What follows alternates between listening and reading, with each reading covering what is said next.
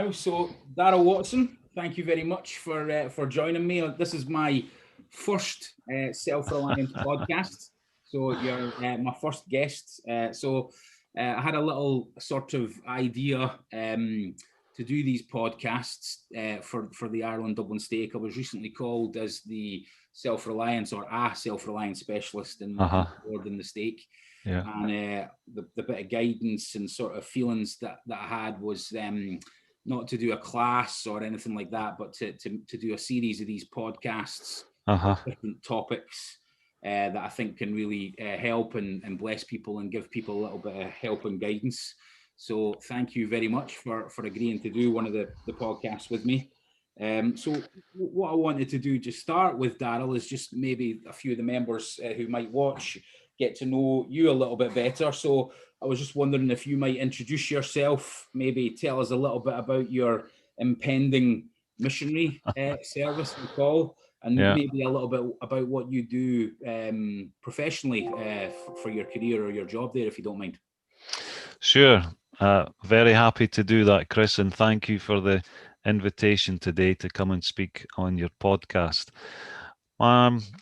My parents joined the church way back in the early 60s, and I grew up in the church here in Scotland. I've grown all the way up through the church and served the mission in the England-London mission from 1983 to 85. That had a big impact on some of the things that we're going to talk about today, actually. Coming back from a mission, I went to college, then university, graduated with an honours degree in business studies, and then subsequently after that, did a little bit more postgraduate around coaching and personnel and human relations and all that kind of stuff. I'm married, my wife's Dutch, and we actually met when she served her mission here in Scotland in 1992, 93 period. Nothing happened until after our mission. And we've got 3 kids. One's married and living in Glasgow. That's Megan. And Kyle and Christy are still at home. Kyle's studying at St Andrews. And Christy she'll be starting in Edinburgh University, I think. She's still to make up her final mind, but it looks like it'll be Edinburgh come the autumn. So we've, professionally, I work as a leadership development coach and trainer and facilitator. I've travelled extensively over the last few years. I worked as a consultant with a global consultancy for many years, and then set up on my own in 2013. And so I've become a bit of a virtual recluse, actually, this last year. That's just working from home. It's been quite a journey learning all these virtual facilitation techniques, but it's been great fun. I've enjoyed that. I've served in the church as a bishop, as a stake president. I was looking after public affairs and communication in the church for about 6 years there, until Monique and I, my wife, we received a call towards the tail end of last year from the First Presidency to serve and preside over the Belgium-Netherlands mission, which we are departing for in about 5 weeks' time.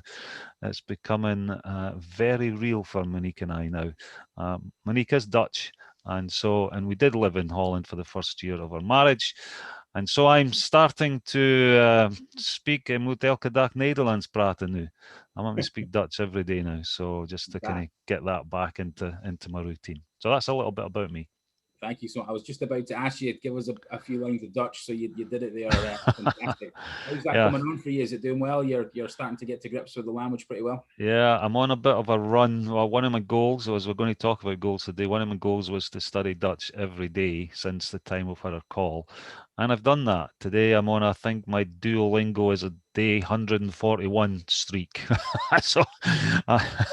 And I'll continue to do that. The church also has some good resources to help you study Dutch. And I have a weekly call with an MTC Dutch young missionary, which is great. And that really helps.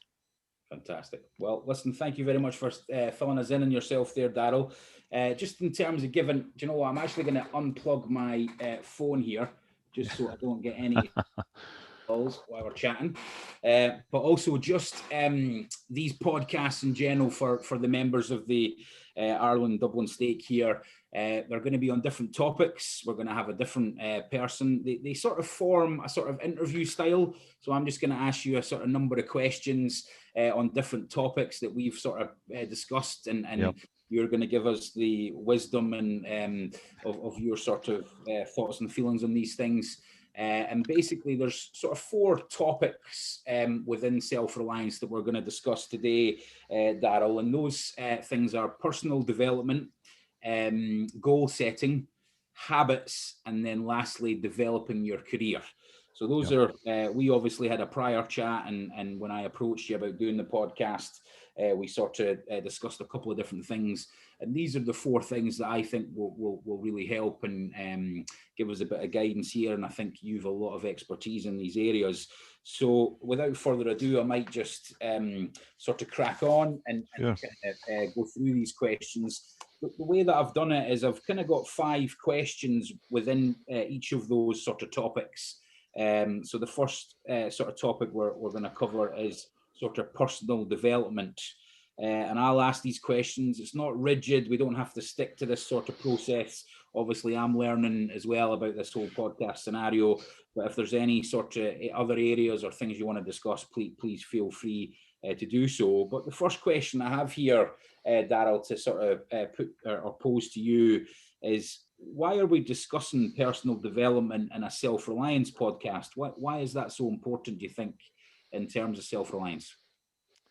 You know, Chris, I found that the most difficult of all your questions, and it was the very first one.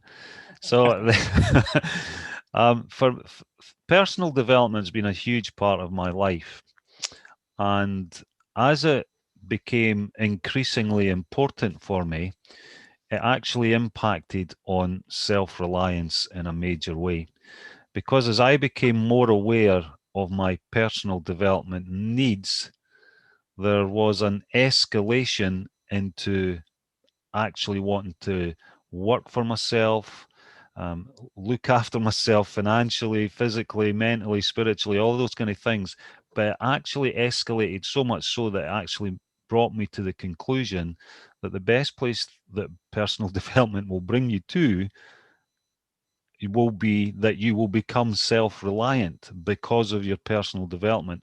As you study the gospel, as you understand those principles of self-reliance, personal development fits in well with that own journey. Ultimately, to me, making the decision in 2013 that I didn't want to rely on another employer. I needed to rely on me. And that's where my personal development journey brought me to, is that they were so kind of inseparably connected. I don't know if that makes any sense, but there was a real journey for me that as my personal development grew and my understanding of self and understanding of where I could be, there was a natural sort of development that I wanted to be much more self-reliant, even for myself, for my career, if that makes any sense. Yep, it does. Thank you very much. So in terms of personal development, and I suppose we've all got room to develop, we've all got, I suppose, a mandate to develop and grow and progress and become as much as we can. How do we sort of get started with that, do you think, Daryl? How can we get that focus or that commencement or start with personal development?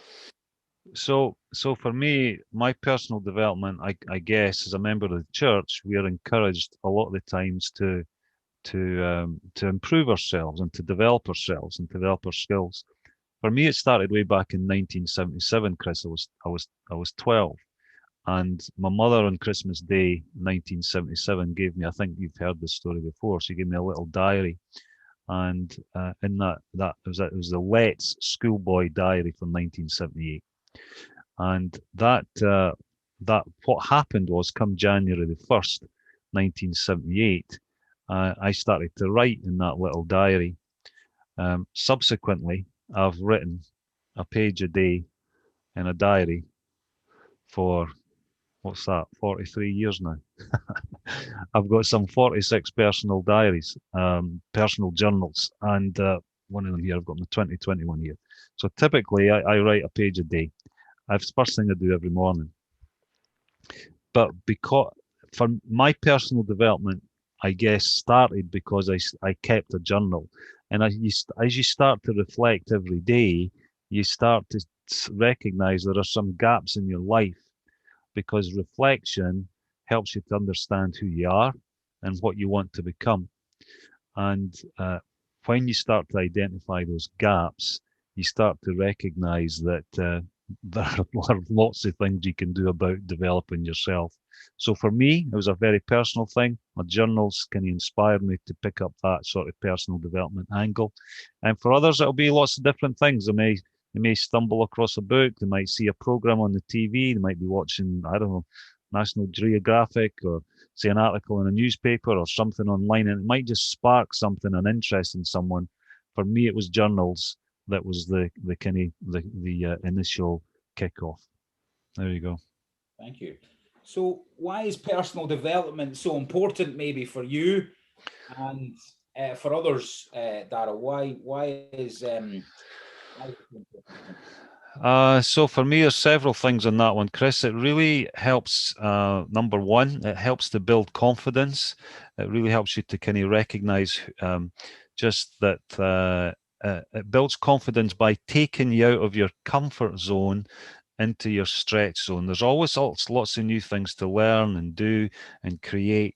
So taking you out of your comfort zone, and it stretches you all the time, feeling you've been stretched. And when it's in your stretch zone, that's when you start to learn and grow and develop. There's also something about personal development that helps you really connect with being much more self-aware. Self-awareness is a really important part of kind of emotional intelligence and understanding your emotions. So self-awareness for me is a huge part. Um, and frankly, it just helps you to develop strengths in all different aspects of your life. So lots of reasons why personal development is important, but probably most of all, building the confidence and stretching you into a place where you're learning and growing and developing new skills and ideas and broadening your horizons. That's an interesting way of sort of visualizing that. I've always heard of coming out your comfort zone, but then you're going into the stretch zone. That's obviously where you're Yeah. growing, a little bit more uncomfortable. But like you said, that's the place I think where you stretch and grow. So thank you for doing that. Is there any specific areas of personal development that maybe we as church members or just as individuals can focus on? Is there any specific thoughts or guidance you would have on specific areas of personal development? Yeah, I think Chris, there are probably, in my experience, there are five kind of core areas that are noted down. So, and they're not in any particular order, but there's physical, mental, spiritual, emotional, and social. Those were probably the key five areas where you can actually develop yourself in lots of different ways. Physically, we're going to talk, I think, a little bit more about goals. Physically, you're looking after yourself, exercise and dieting and all that kind of thing.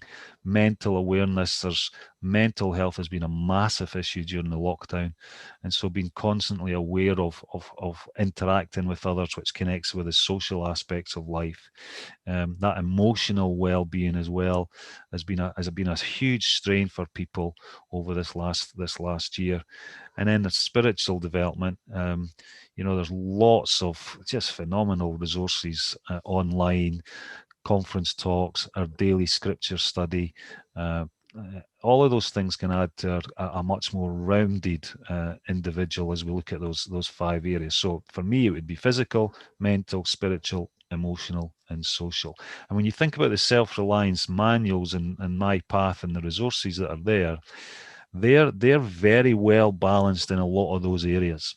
But personal development links into all of them. Lovely. Thank you very much. And my last question I wanted to kind of pose to you on this Yeah. is, as we've maybe focusing on those areas, we're kind of, from you about how important it is, that stretch zone, Yeah. how it helps us become, I suppose, more self-reliant. How do we know when we're improving? Is there anything we can measure to know we're improving or we're stretching, or Have you any guidance or thoughts on that at all? Can we know? That's an interesting one too. I think you'll probably get some feedback, direct feedback from others. Oh, you're looking good. You've been losing weight. you might feel you might feel a bit stronger in yourself. You can go a little bit, walk a little further. You feel a little stronger in yourself. So physically, there's some things like that. Spiritually, I think it comes down to being a bit more confident with your knowledge of the scriptures, being more confident to maybe share something of a spiritual nature, and maybe you feel a bit more. It might be a bit easier to do some missionary work or share something with a friend. There's simple little things that you'll start to observe yourself, but also from feedback from others. On the emotional and the mental side, it might be around that you're just feeling a little bit healthier and better and more aware, more centered, more balanced. You might feel more of a prompting to take some walks and just interact with others in a different way. So I think it's just looking, being very observant, Chris, to actually seeing and listening to what's going on around you. People will say things or make a comment, but you need to listen and see and hear. And if you do those things and take some time to actually just observe, you'll start to see things actually for yourself. And if we're talking a little bit about goals in a moment or two, but you may want also to keep some kind of record of things. So in my journals, I record how I am changing, how I feel I'm changing, or I might ask myself questions, and there's some observable things. Even my wife Monique will say something that might be off there, and I know consciously I've been working on something. So it's just been observing, seeing, and listening. Very good. Just while you were saying listening there, something popped into my head. I saw something on LinkedIn that sort of struck a chord with me, that it says, when you're speaking, I'll paraphrase it slightly, when you're speaking, you're only talking about the things that you already know. But when you're listening, you might actually hear or learn something you don't know.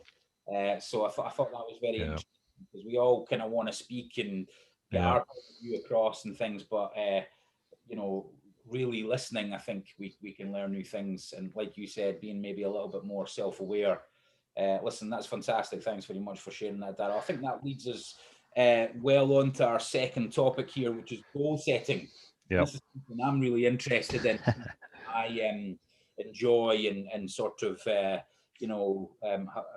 think similar to you, learned on my mission just how important that is. But the second topic we're going to talk about maybe is the art of goal setting. Yep. And the question that I've posed first here is, what's the science to setting goals? Yeah. Is it science, or is it just, is there more to it, or what's the science behind setting goals, do you think? Well, there is some science. There is some science. And I had to check out myself as well and remind me. I knew there was some science, so I did. I just checked into the science myself. So there was some early science done in the 60s about goal setting. Edwin Locke and Gary Latham spent years researching the theory of goal setting. And there's quite a lot of online information you can find about that. It culminated actually in them publishing, though they wrote an article in 1968, it was called Toward the Theory of Task Motivation and Incentives. Then there was variations of that. People picked it up all over the earth, over the world. There was a lot of there's been a lot of things around Yale University, Harvard Business School that have looked at goal setting over the years. But the kind of first core piece came in 1990 from when these two guys, Locke and Latham, published their book, A Theory of Goal Setting and Task Performance, which I found quite fascinating.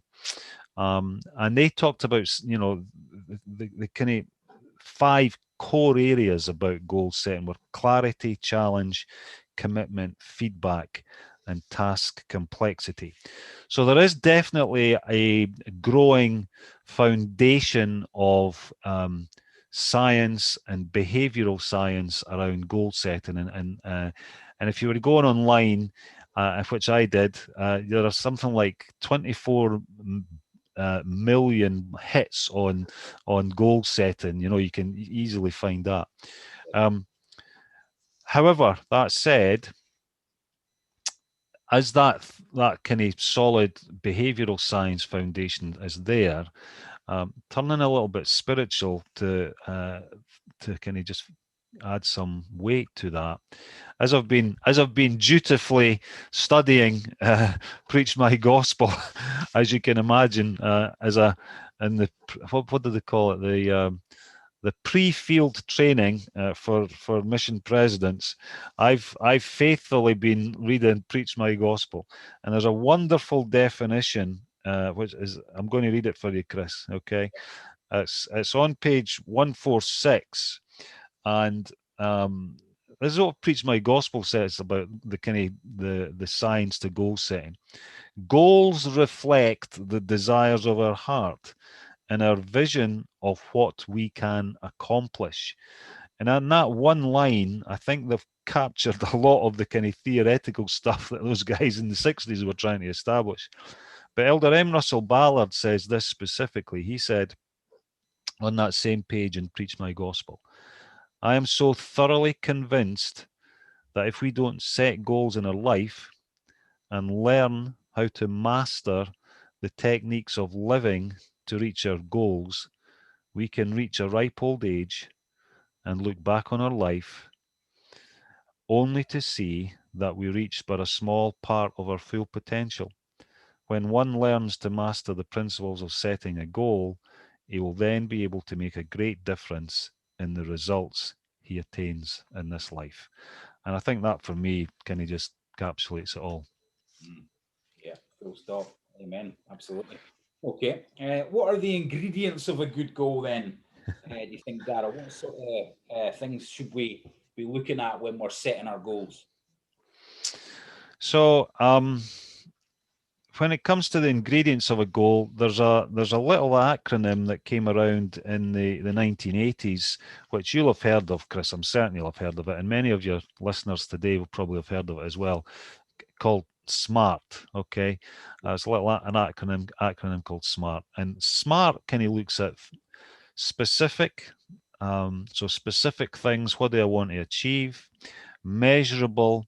How will I know when I've reached the goal? That's kind of key. Achievable. What do I want to achieve? Relevant. Why is this a really good, worthwhile goal? Why do I want to do it? And then timely. When do I want to achieve that goal? So any goal that you set, the ingredients of a SMART goal really have to have those 5 concepts in it. And being able to writing it down succinctly in that format will really help you to achieve where you want to get to. And if you don't know where you're going, quite frankly, you'll probably end up somewhere else.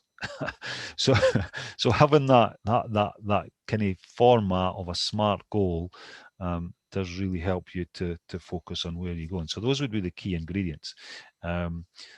SMART, writing it down. And when I was on my mission, I'm going to sing you a wee song because it's my favourite song on my favourite goal setting thing. Our mission president, I don't know if have you heard me sing this song before, Chris?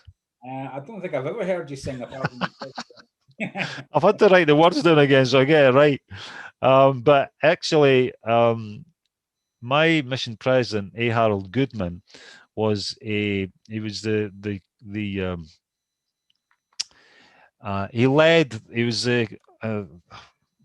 what do you call the person who leads the music again? An orchestra. Conductor. The conductor. He was the conductor of the BYU's orchestra, and he was quite an accomplished musician himself. And apparently in the early 80s, someone, I don't know who it was, wrote a little ditty about goals to some sort of BYU music. So this is how it goes anyway, because we used to sing this as our mission song at different mission meetings and zone conferences and everything. But it had a big influence on me in my life, and it kind of encapsulates the ingredients of goals. Okay, set a goal and you will never fail. You can always do what you want to do. Set a goal. Be sure to write it down and you'll see what it can do for you. Set a goal. Be sure to act it out. If you work real hard, it will come about. Set a goal. Be sure to write it down, and you'll see what it can do for you, Yeah. I had no idea you were hiding that talent, Daryl. But in that little ditty, it's a bit, it's quite a pithy little song. It kind of captures, write it down, work real hard, and you'll see what it can do for you. Act it out, and for me, those are the key ingredients of setting a goal. Yes, I had a manager once who would always say, if you don't write your goal down, it's just a wish. Yeah, absolutely. So I think, that process, there just must be some magic sort of ingredient there of, the law of attraction or something, or the energy of a goal. I think when we write it down, something happens maybe that doesn't when it's not written down. Why do sometimes or often we fail in achieving our goals? Thoughts on that at all? That's a great question, because I've failed a lot on my goals. There's a really good, if you go on YouTube, anybody who's listening, you can go on YouTube and find a really good piece by Will Smith, the actor, and he's got a really good little kind of ditty on. He's entitled it "Fail Early, Fail Often, and Fail Forward." Okay. Actually, my son Kyle reminded me. I was doing a podcast some months ago for another. It was for the church on Hope Helps, and I was talking about goal setting. And one of the things I'd said on that podcast was, my goal is to get my book published this year before I go on my mission. And at this stage, I've failed. Little did I know the preparation and the demands that are placed on couples before they go into the field. And for those of you who are fortunate enough to receive a call to serve as mission leaders, it's quite demanding in terms of the expectations placed on you before. So I underestimated that, and I failed. I've been unable to get that book finished. I have all the material, but just getting it done. So that's for another day. Other things just simply crop up, Chris. Things come into your life, priorities arise, and so you will fail on occasion to achieve your goals, and that's okay. That's totally fine. We can just pause, reflect, reconsider, and look again as to how you might achieve that goal. When you listen to Will Smith's article, failing's actually a really positive thing. When I reflect on my life, some of the biggest learning experiences I've had is when I've failed. I've failed miserably. One experience in particular, I remember as a young kind of just coming out of university, I was placed in charge of a big event, and I failed miserably. It was just awful. And it then impacted upon me so much so that I've ensured that those particular set of circumstances, the way things are kind of played out, would never happen again. So, sometimes failure happens. That's okay. Pick yourself up, self-starter, start again, move on, learn those lessons, and write some new goals. Very good. Thank you. So I think you've probably answered this next question with other things we've been discussing. So I'm going to ask the next sort of two questions here together, if that's all right. And basically this one is, so once we've got our goal in mind, as we've discussed, we've written it down, which we've discussed is really important, we're ready to go. What are the next steps? And if there was one golden rule when it comes to setting goals, if you could only give us one bit of counsel or one thought, the golden rule when it comes to setting goals, what would it be? Okay, the golden rule is simply this, and you'll just laugh at this. It is set them. Write them down, set them, because you've made a nice little couplet there, but you'll be stunned. And to quote you, what you just said, it's if you don't write them down, it's merely a wish.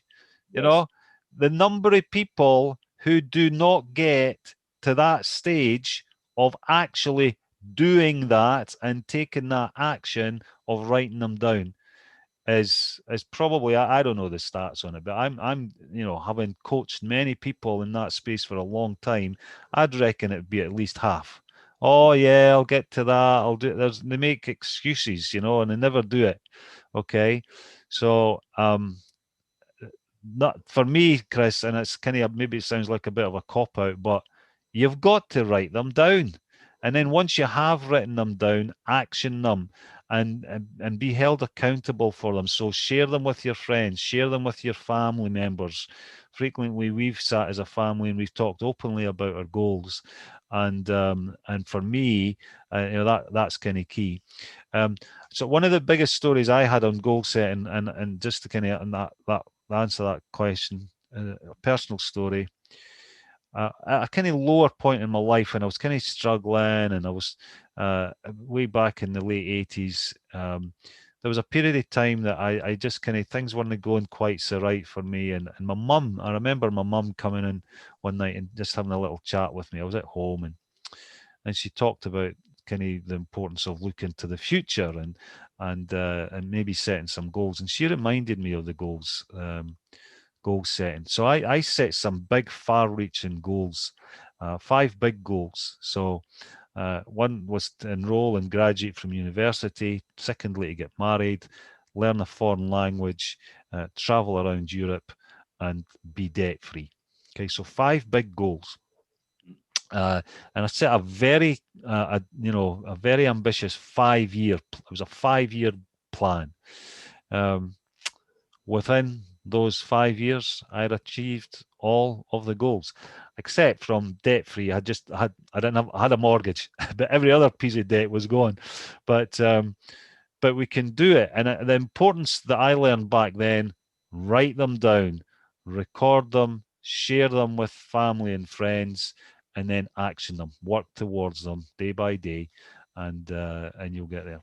And you might fail once or twice, but write them down. There you go. Fantastic. Thank you so much. I like that, what you mentioned about accountability. I think maybe that sense of a bit more accountability by sharing your goals, I think, can help us with that bit of motivation to push on and achieve our goals a bit more. So thank you for that. All right. So the third topic, Daryl, that we're going to discuss a little bit today in our podcast is habits, and maybe the developing of habits, good and bad. But the first question I've posed to you here is, I've heard the term used previously, a creature of habit. And I'm wondering, how can we be a creature of good habits? Well, that idea of a creature of habits is really is a simple idea that we get into our comfort zone. Okay, going back to that phrase earlier, and when we're in that space, we just automatically do things. It's like when I was running a workshop before lockdown, we were talking about habits, and I was, the company I was with, we talked about how we talked that morning about their journey to work.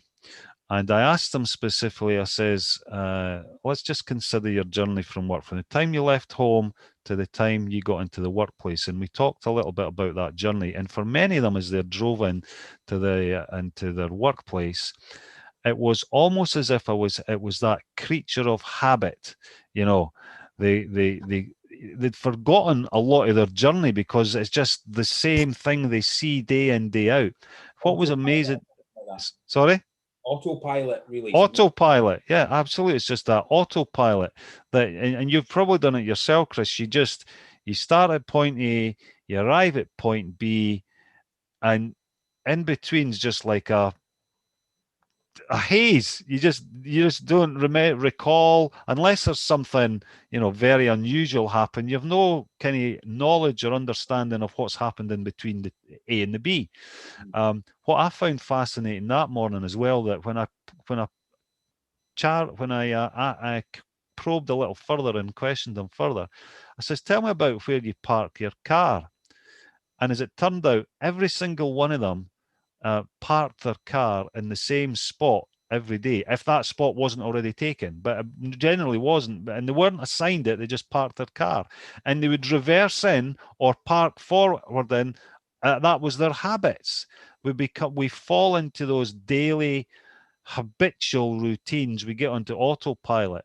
And it's a bit like, I guess, do you play any musical instruments, Chris? No, tried to learn to play the guitar, but still trying. Okay. All right. Well, I'll go back to my driving one with you then. So when you were learning to drive your car, was it a little bit difficult to start off with? Yeah, absolutely, yeah. Now, do you even think about driving the car?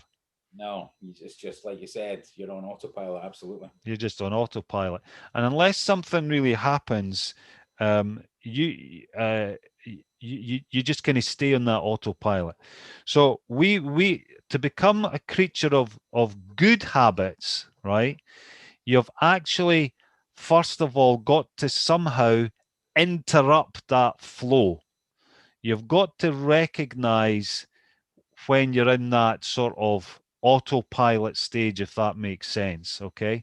If you want to develop really good habits, you've got to sort of switch off, get out of, recognize that you need to change. And there's usually some kind of trigger, okay? I'll maybe come on to triggers, but that's if we're going to become a creature of good habits, we've got to stop and recognize and get off autopilot.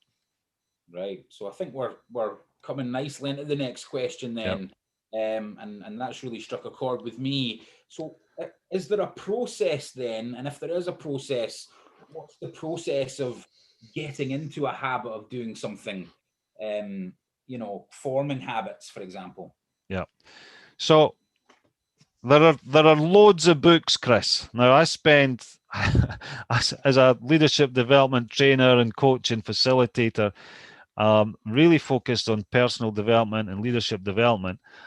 I mean, this is just a small part of my kind of library, but one of the key books that I've read on the topic, now I'm not on any sort of commissions or anything for this, but as this one here, so it's called The Power of Habit, okay, by a guy by the name of Charles Duhigg, okay, and some of your listeners might be interested in this. Others might, I've read all that kind of stuff before. But for me, that was a bit of a wow. It was actually a bit of an aha moment. Right. And he talks about 3 specific things. Okay, and I'm going to shorten his book into like about 1 minute here. But he talks about 3 specific things. He talks about triggers, routines, and rewards. Okay, triggers, routines, rewards.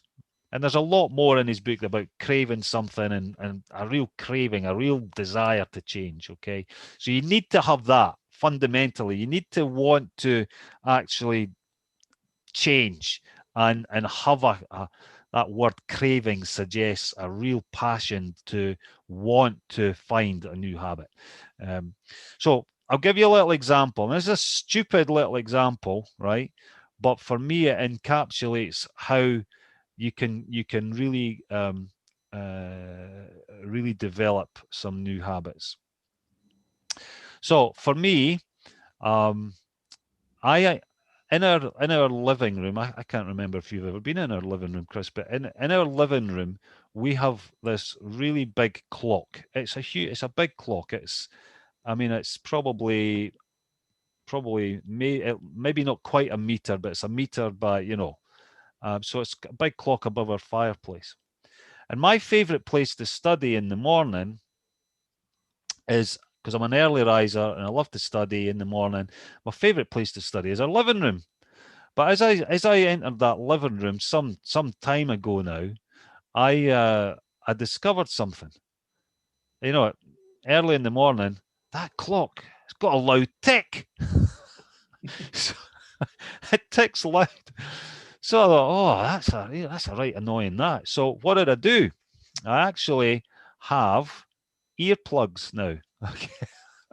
Because that's my favorite comfy chair to study.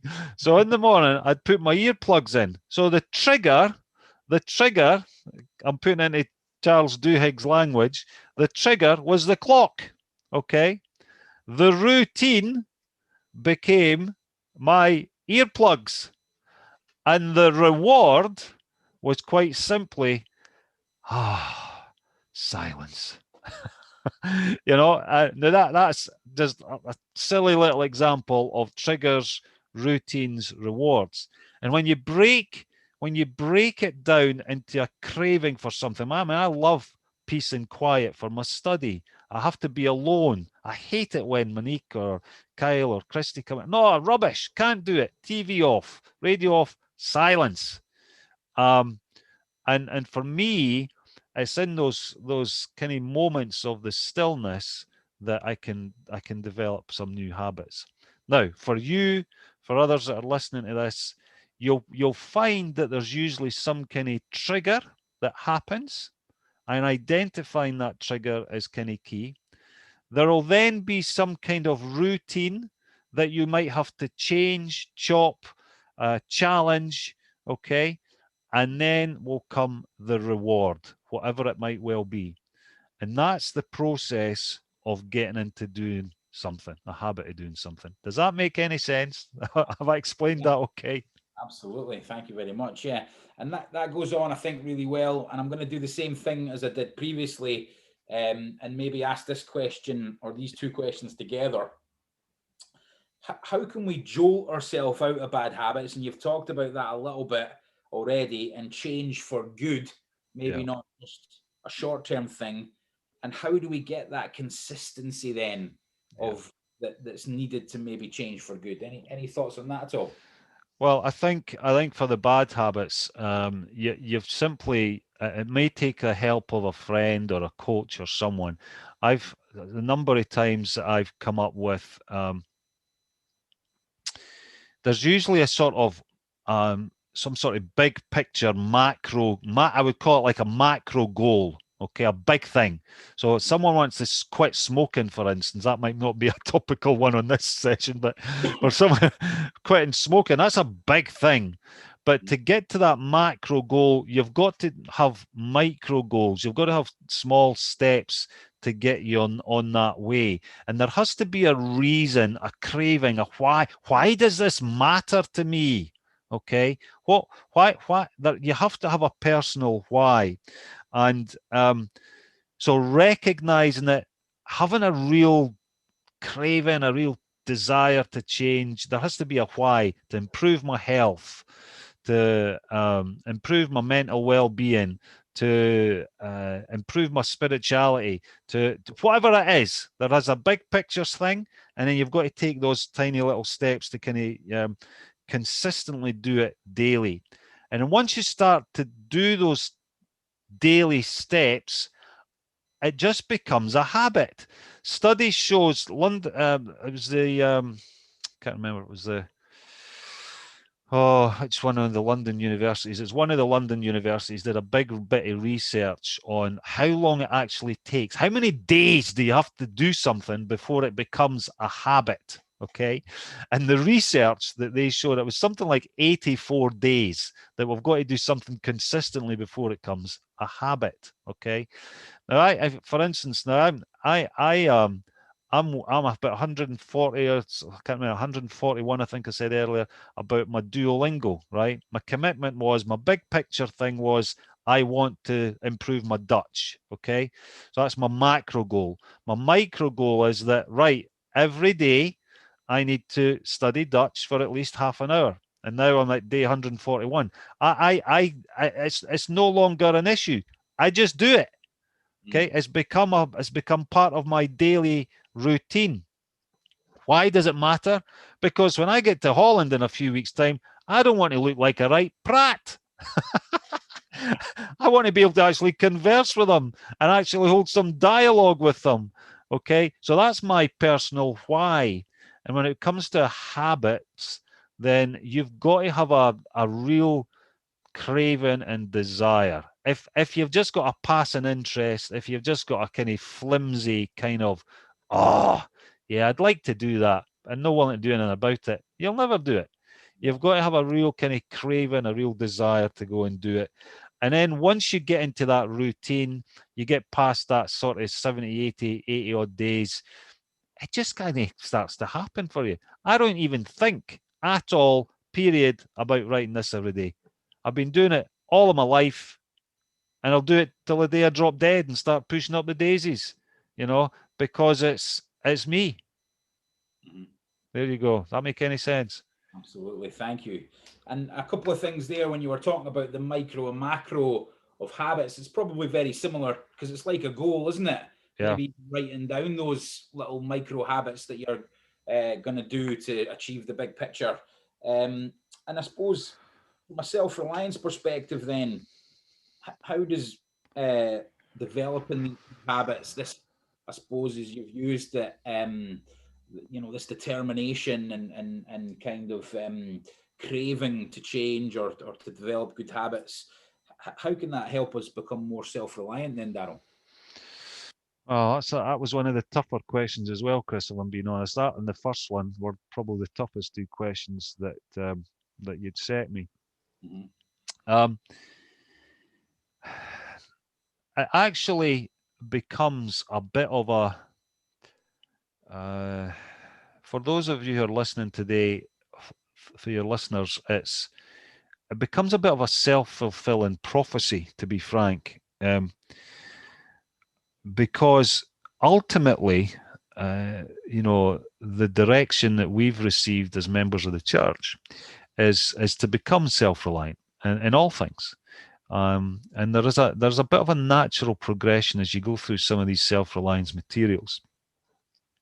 And I think that it's actually, you've just got to really begin with something.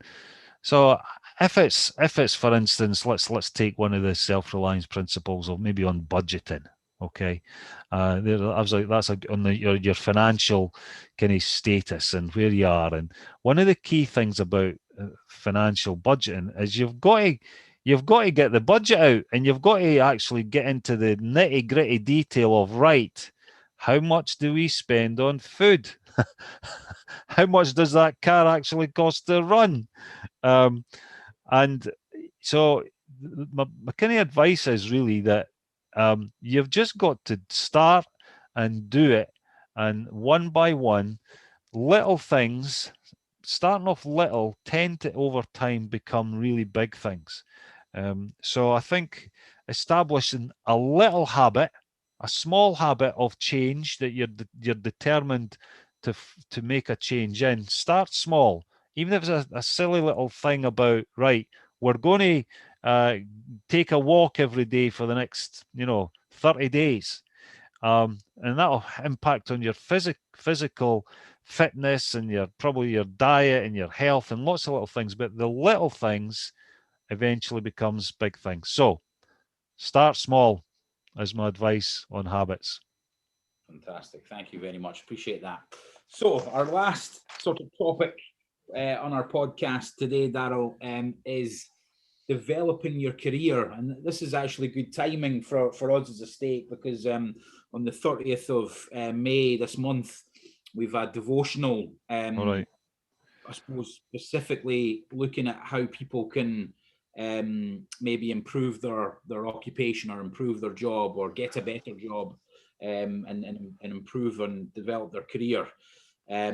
So hopefully this and that devotional later in the month can sort of incentivize people maybe to look at this as a goal and something that they can pursue. But what does it mean to develop your career, Daryl? What when I ask you that question, what sort of things are going through your mind in terms of developing your career per se? I think, Chris, I've always been a bit kind of, for me personally, I've longed for, from the kind of outset that, so I'm in my mid to late 50s now, and I wanted to be in, by the time I was 50, be kind of independent, being able to be in control of my own career. And that was a long-term goal and a long-term plan I had when I was in my late 20s. So that's been and through that last 25 years, for me, developing my career was all about being able to ultimately being able to be completely self-reliant, self-sufficient, be able to have the skills and capabilities, find something that was fulfilling for me, I could do independently of any other kind of organization or company. So for me, developing my career was all about financial independence and using the skill set and the gifts and the talents that hopefully I have somewhat developed over these last, in my lifetime, but putting those into a career that would be fulfilling, and that it would also be something that I'd love to do, and not really think about it as work. So one of my favorite books, Chris, is, and I had the chance to meet Clay Christensen a few times. I don't know if you see that on the line there. Yeah. How will you measure your life? I think I may have shared this with you before. But in his book, Clay talks about, now Clay was a member of the church. He's passed away now. He was a Harvard professor. He was also I think he was chosen twice as the most influential business thinker on the planet. Okay, twice he won that kind of award. But this is what he encapsulated in his book, page 39, quote, in order to really find happiness, you need to continue looking for opportunities that you believe are meaningful, in which you will be able to learn new things, to succeed, and be given more and more responsibility to shoulder. There's an old saying, find a job that you love and you'll never work a day in your life. Now, some of us might never find that, but I set out a long time ago with a goal to find that. And luckily, I've been very blessed. And I've, frankly, in the last 7, nearly 8 years now that I've been working for myself, I've never worked a day in my life because I'm doing something that I love. That's what career development is all about. So what advice, I suppose, breaking that down, maybe to I suppose a granular level, what advice would you give to someone trying to progress themselves professionally? If we think about our listener here in Dublin and the stake here, who's maybe not so satisfied with their job, who's thinking would love to make a change and maybe just doesn't know how or where to start. Yeah. Advice for those guys? So there's lots of things you can do in that space, Chris. So in the self-reliance materials, and you'll know this, there's a really great part of the self-reliance program all around career development. And if frankly, if I was to run that professionally, right, that sort of part of the manual, okay, this is bizarre, okay, but if you were to go out to a coach and ask them to run that in a sort of professional basis, what the church has in those materials, you'd be paying thousands of pounds for that. And that's true, okay? So the kind of things that would be helpful. So it's a question that's asked time and time and time again. And as I've coached people through that space, frequently I'll find people who are completely bogged down in their job. They hate it. It's a pain. They struggle at it. They don't enjoy it, and they're trapped because it's the money. It's the money that's trapped them into the mental place that and it's safe. It's very safe. And you find that with a lot of people that the money has trapped them and they don't want to change. There's a lot of work being done by a lady by the name of Carol Dweck on growth and fixed mindsets. I think you and I have spoken about that in the past, and whereby there's a huge swathe of people who have got fixed mindsets and are really quite unwilling to change. But then there's another swathe of people who really have this growth mindsets and they really want to change. So for those who want to change and further themselves professionally, okay, if you can, I would suggest, and this isn't just because I'm a coach, but there are a lot of coaches out there. It's really helpful if you can actually sit down and talk to someone and have someone listen, okay? Earlier we talked about this listening, right? Most people, especially in the workplace, tend to just listen to respond. There's usually some sort of diagnostic listening going on, and they'll just respond, okay? Or give them an answer. Then we get into this kind of space called deep listening, and that's when as a coach, I will listen to someone and give them my full attention. I'll be fully present and undivided attention for a period of time. I'll really listen and I'll probe and I'll ask some other questions, so that individual is actually having to think and process. And I often find that in the quiet space which I'm holding for them, a lot of deep thinking's going on in their head when you're working in that. So if you can get a coach, that'll help, because it'll allow that individual to do some deep thinking. And when they're in that space, even if you do get a coach, great. If you don't, you need to consider kind of three things. You need to consider let me just look, reflect inside. So look inside what's going on for you now in that very moment.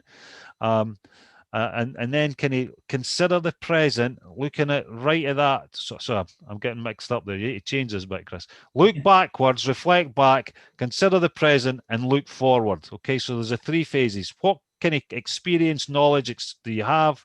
What do you have right in the moment? What makes you tick? What are you happy with? What you're doing now? And then look forward. Consider all that's going on in the world. We've seen a massive change in the world this year with COVID and the demands of what's, I've had a phenomenal year on virtual kind of platforms. It's been incredible. I've earned just as much money sat here doing this as I did traveling all over the kind of, the year before I was all over Europe several times over. And it's bizarre. I've earned virtually the same amount of revenue as I did in profits this year as I did the year before. How daft is that? Sat here. So there's a different skill set that's being demanded on us now. So if you can get a coach, great. If you can't, then there's loads of materials out there, loads of books. One of my favorites is this one, Designing Your Life, by Bill Burnett and Dave Evans. So Bill Burnett, Designing Your Life. It's an excellent book. It's a self-sort journey book. You can walk it yourself through. There's a lot of journaling involved, a lot of self-reflection. There's loads of articles online on that. Then you get into specifics, but you need someone to, frankly, get someone to listen to you. That's how I would say. And then help you along your way. That was a big, long answer for a short question, but there you go. No, thank you. Okay, so I'm going to do the same thing here and sort of double barrel these two questions together again, okay? Yeah. And you've answered part of this, but I would like just to get specifically ask you this question because I think this plays a big part in it. So how can we get motivated to achieve maybe our dreams and our aspirations around our career, and maybe trying to get to that place of, feeling like we're not working and, that we're passionate about what we're doing for a living? And what ingredients do we need to do when you're talking about this self-reflection and kind of looking inward and things? What ingredients do we need personally to make that happen for ourselves, to develop our career or get a bit? Yeah, I'm loving that, Chris. So I'm going to just caveat my answer for you with a little quote from a book by the name of The Power of Ted by David Emerald. And he quotes a lady by the name of Mary Oliver. And Mary Oliver said, "Tell me, what is it you plan to do with your one wild and precious life?" Okay. There will come a moment. There will Absolutely. Maybe a few times over even, when there will grow in your heart and in your mind a dissatisfaction with what you are doing, unless you're very fortunate of being one of the few who immediately find fulfillment and fantastic opportunities and you've just landed on your feet. That generally doesn't happen to very many of us. So we've all got to work at it as part of our purpose in life, okay? So when that moment arrives, that kind of moment of awareness, that moment of just critical sort of it's time, you've got to pay attention to those feelings and go and do. Actually, just grab it by the scruff of its neck and say, right, enough is enough. And there's lots of books in that space about face the fear anyway, just do it. All of that kind of stuff. You'll face these moments of truth in your life. We'll all have them. And we may need support of our family and friends to help us through that. I did. I had some great mentors, some great coaches, a lot of encouragement from, you can do this, Daryl. Because facing up to my going and setting up on my own, that was a big thing, leaving the kind of comforts of a pretty good job with good money and good salary to go and do something I want to do. You daft? Are you crazy? That's what I really wanted to do. And the freedom that comes from that. So my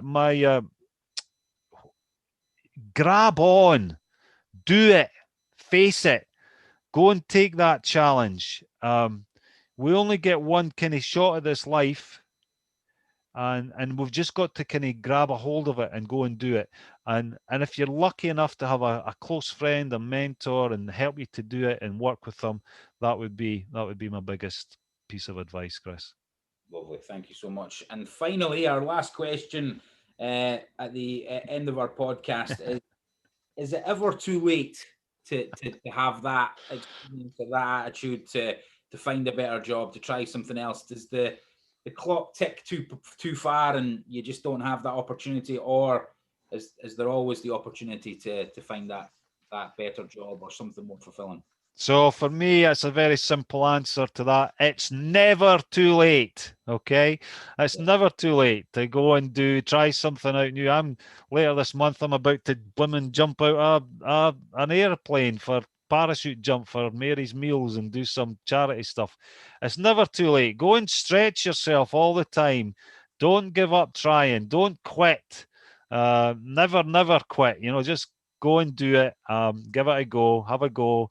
Find out what your passion is, live it, That's why we're here on earth, yeah, so it's never too late. There you go. Succinct answer for that one. Thank you so much, Daryl. It's been an absolute pleasure. Thank you so much for being my first guest on my new self. You're welcome. Podcasts. I'm sure it's all going to go downhill from here. You've been fantastic. I hope that's made some sense to you, what I've shared today. Absolutely, and I'm sure hopefully we get a few listeners and people who'll watch these, and I'm sure they'll be taking a lot of notes and getting a lot from it. I know I have, and I have a few things there that have really struck a chord with me. So listen, thank you so much, and best of luck. You're welcome. Mission endeavors in the Netherlands. I feel like the missionaries are very lucky to have a coach and a mentor and a mission president like yourself who bring out the best in them. So I'm very excited for you and Monique in that adventure. So best of luck with that, and thank you so much for joining me on the podcast today. You're welcome. My pleasure. Thanks, Chris. All the best.